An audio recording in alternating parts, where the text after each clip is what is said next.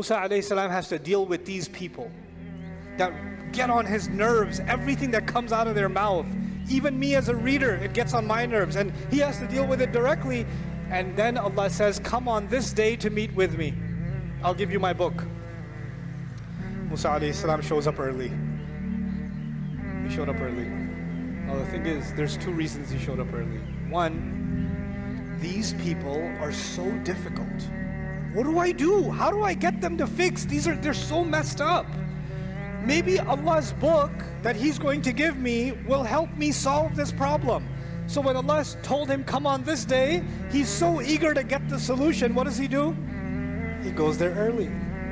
It's the same as, people come to the Imam and say, Imam, my son is doing this. Is there an ayah I can tell him?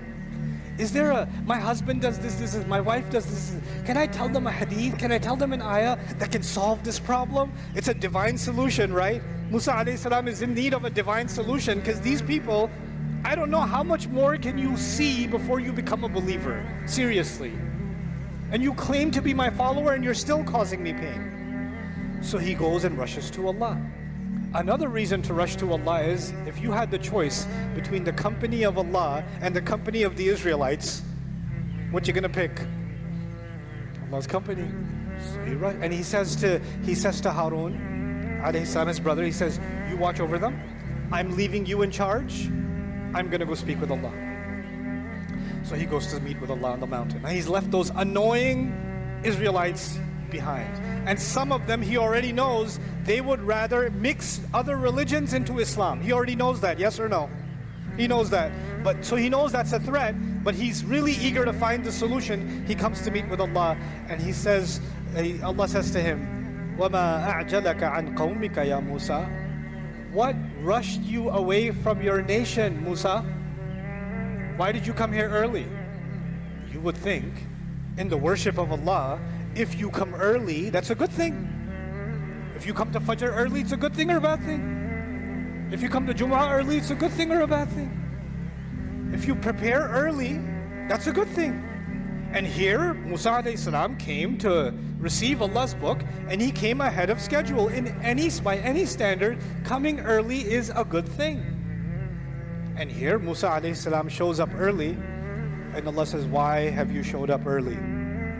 What allowed you to rush away from your nation, Musa? He's actually critiquing Musa alayhi salam. Now Musa alayhi salam is in shock. Wait, this was a bad thing? I thought I did a good thing. So he turns to Allah and says, قَالَ هُمْ أُولَٰئِ عَلَىٰ أَثَرِي. No, those people, they are right behind me. They're not far behind, Ya Allah. And I left Musa with them. And so he says, well, they're not going to go anywhere. They're right there. I haven't left them too far back. وَعَجِلْتُ إِلَيْكَ رَبِّي لِتَرْضَى. I came to you rushing so you could be happy. I came here to make you happy, Ya Rab, because I thought coming early would please you. So he did this for the sake of Allah. I have a minute left, so I'm just going to tell you, maybe I shouldn't tell you. Make you suffer a couple of days and think about this, but I'll tell you a little bit. I'll tell you just a little bit. Musa alayhi salam is a leader. And being a leader, one of the biggest tests of being a leader is you have to deal with people. You have to deal with people. As a leader, you have to deal with people that support you. You also have to deal with people that show you they love you to your face but hate you behind your face. You have to deal with people that are trying to destroy you. You have to deal with people that will listen to you in front of you and go and undo everything you instructed behind you. You have to deal with people that are waiting to see you fail. They're love to see you fail. You're in a position of leadership and they're constantly questioning your leadership.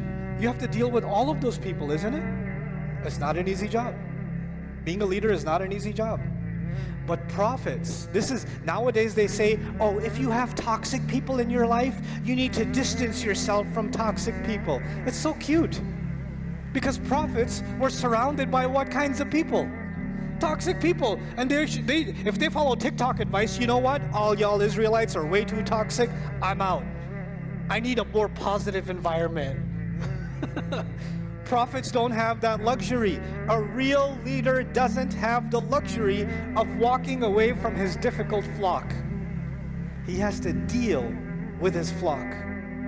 He has to deal with them. And even if he's rushing to do something good, he's rushing to get Allah's book. And why does he want Allah's book? He wants Allah's book so he can help these people. Maybe that'll help them. Even then, rushing to a solution when you know they're not mature enough yet. They're not mature enough yet. You have to sacrifice your desire to get close to Allah for the demands of leadership. This is a huge community. There's people, there's so many volunteers here. There's such a board here. There's imams and others in positions of leadership here, scholars in leadership, and everybody's working night and day over here. And I can guarantee you, the people that are helping put the iftar together, the people that are helping put the youth program together, or people that are helping put, the tents outside or managing the parking, sometimes they're the ones that are barely catching the salah. It happens or no? They're the ones that are not getting enough time to recite Quran. Everybody else is reciting, they're not getting time to recite Quran. And they would love to just rush towards Allah. And they have a guilt inside them that, Ya Allah, everybody's praying. I'm not getting to pray as much as everybody else. But you know what? The price of leadership is you have to serve the people, and it does take time away from rushing towards Allah. And if you rush towards Allah and abandon your responsibility and say, no, I'm just going to rush towards Allah, I don't have to take care of these tasks, then Allah is even questioning His own Prophet, Musa alayhi salam, and saying, no, your first responsibility is to those people. And when I call you on that day, every second before that time, you owe to them. You don't have that free time. That's for them.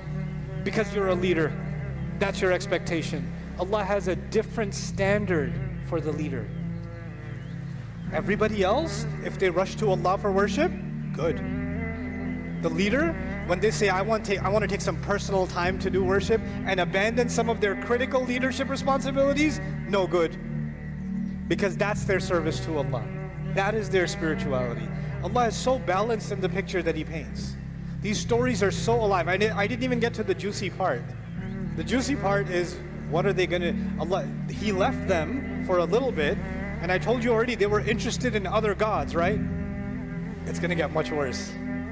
It's going to get much worse. And when Musa alayhi salam comes back, we're going to see the anger of Musa alayhi salam. And the story's going to get far, far more intense, inshallah. But